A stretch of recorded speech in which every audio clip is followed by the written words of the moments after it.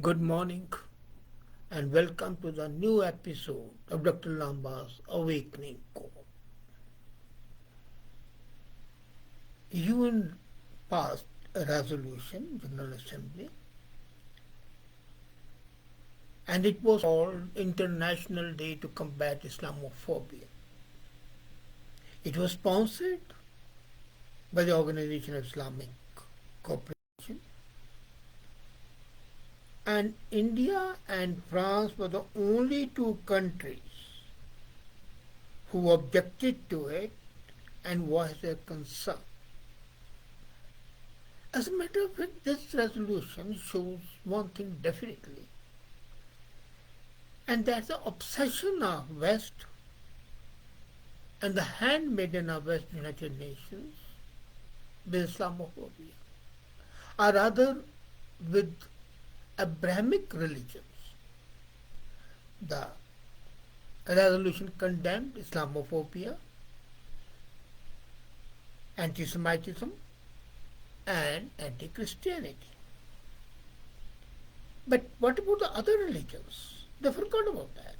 Hinduism, Hindu-phobia is quite prominent. Just now we saw the news how a woman was called dirty Hindu in USA.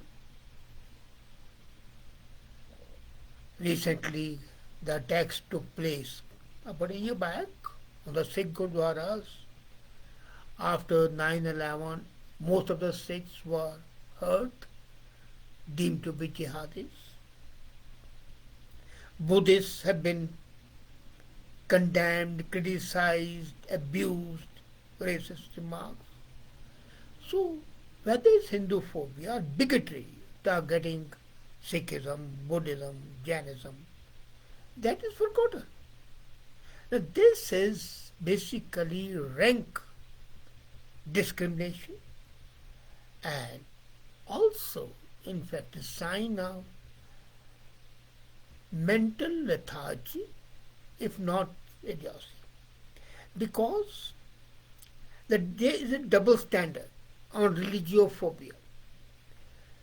It's not, and those people who pass this resolution forget that religiophobia is not restricted to Abrahamic religions only, and non-Abrahamic religions are equally affected.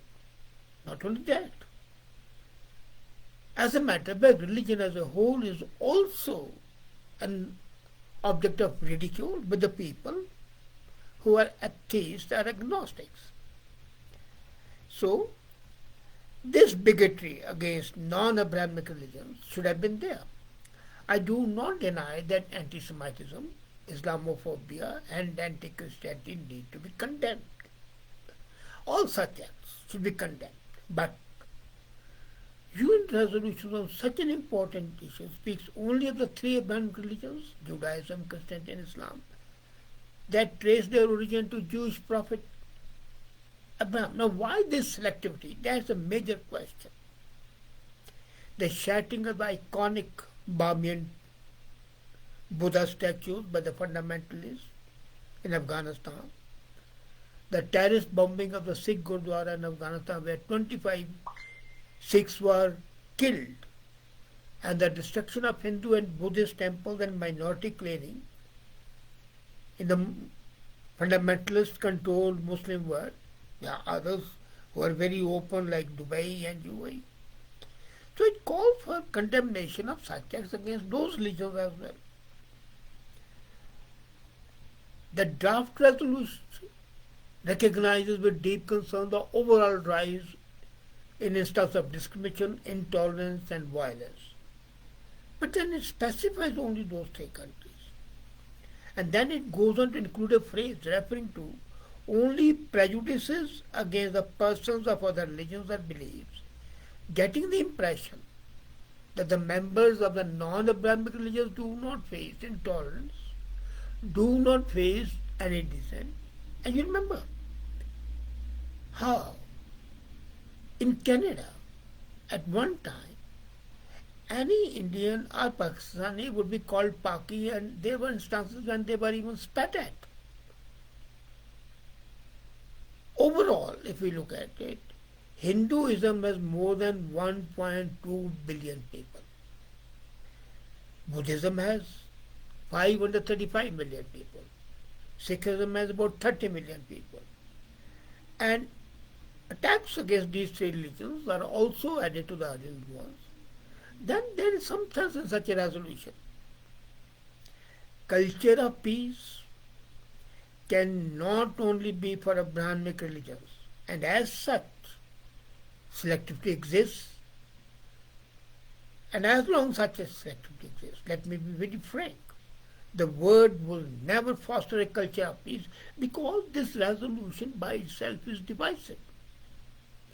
And as a matter of fact, as I said, Europe has a certain bias against, it is also steeped in ignorance. They are not aware of the non-Abrahamic religions, except the scholars in the universities, that's all. For them there is no difference between a Jain and a Buddha. And they cannot differentiate between Shintoism and Taoism. They do not understand that the Confucius has nothing to do with Buddhism. And I've heard some people say, well, Chinese are highly religious people, their Confucianism, which is basically a modified form of Buddhism. And I was amazed.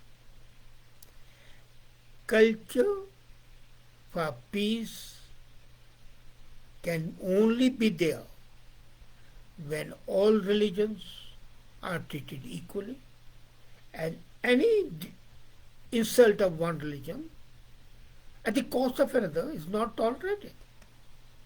Now, India, for example, is the birthplace of Hinduism, Buddhism, Jainism, Sikhism.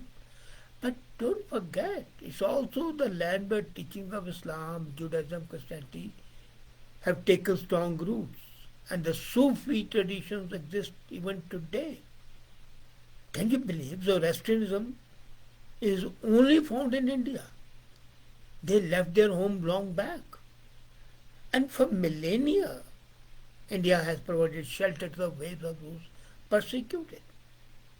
So setting out an area of difference between Abrahamic monotheism and, if I quote Vivekananda, we believe not only in universal tolerance, but acceptance of religion as truth, period. So each religion, as Vivekananda says, should be treated at par. The historical tradition of intercultural dialogue in India has always been there. And there have been cases when these religions intermingle, and even now they do. They have a willingness to question as well as a desire to learn.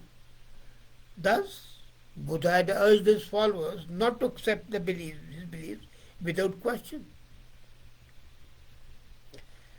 What you need is basically an education system which strikes at the root of the hate speech and advocates inclusion, advocates non-discrimination and peace. The greatest bulwark against intolerance and hatred is not by passing such stupid, divisive, hate-promoting resolutions, but by checks and balances where any aberration is addressed within the confines of the rule of law. Now imagine, in a country like Pakistan, I remember a case, a doctor received a visit from the medical representative of a pharmaceutical company. He gave his card. The doctor did not accept his advice to recommend some medication, and when the man left, he threw the card in the waste basket. By chance, that medical representative happened to note it, so he complained. The doctor has committed blasphemy because the card carries the name of Muhammad, this man's name of Muhammad. And the doctor was arrested. Would you call that Islamophobia or blasphemy, both are equally bad. What should actually be done is to an effort to build a society where every religion is respected, and that's a sine qua non of tolerance and harmony. The pluralistic tradition is recognized in the resolution, and that is what I liked about the resolution, which was piloted by UAE and Egypt on the International Day of International Fraternity. That was much more comprehensive and much more relevant. You cannot say, hey, you cannot say a word against this religion, but you can say anything against religion. You can persecute them, you can stone them, you can spit at them, you can kill them. But these three religions are sacrosanct. They are holier than thou. That is really intolerance.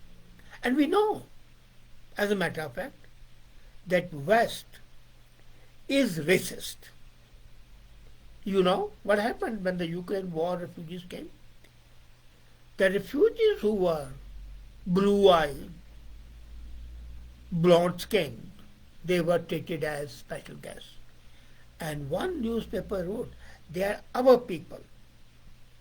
But the Muslims, especially from the Middle East, Syrians, Algerians, and the Indians, they were treated like dirt. Now, it's not a question of Islamophobia because Muslims are also treated badly. It's racism. So, in fact, such resolutions, as I said, sow a seed of discord. And what we need is the strength of the word as a whole to promote understanding, tolerance, and that would be responsible for helping people live a better life. As a matter of fact, all the other religions, which are non-Abrahamic religions, are more vilified, more criticized, more hated. I have seen the Hindu festivals. The people make fun of them. While I wouldn't see anybody making fun of the Christianity or Eid celebrations. And why do it? You have got to understand and say that the emergence of the contemporary form of any religiophobia, especially against non-Abrahamic religion, because Abrahamic religions have been protected a lot, is a matter of serious concern. And that needs the attention of the United Nations and all the member states. But are they listening? No. Actually, they need to be told the facts. And unfortunately, they are devoid of all knowledge about the real religiosity. And as I said, this is because the Europe is primarily racist. They consider still that the people, brown skin and black skin,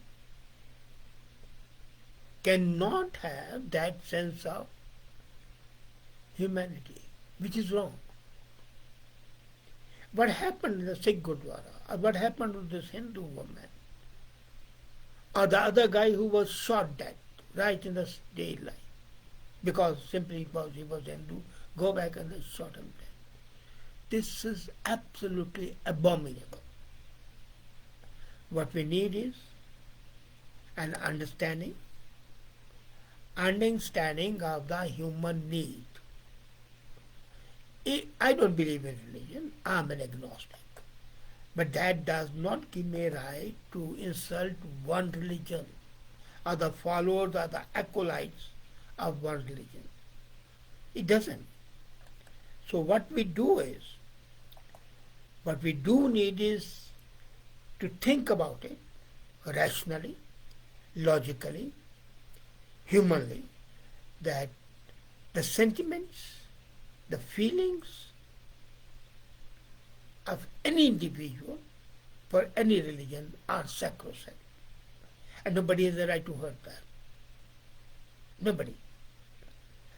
And they are hurt more when the organization like UNO passes a one-sided resolution like this one. Would they come to their senses and modify their resolutions? I don't know. But the need of AI is to be more compassionate, have more empathy, rather than indulge in the cheap theatricals which UNO is doing. Thank you.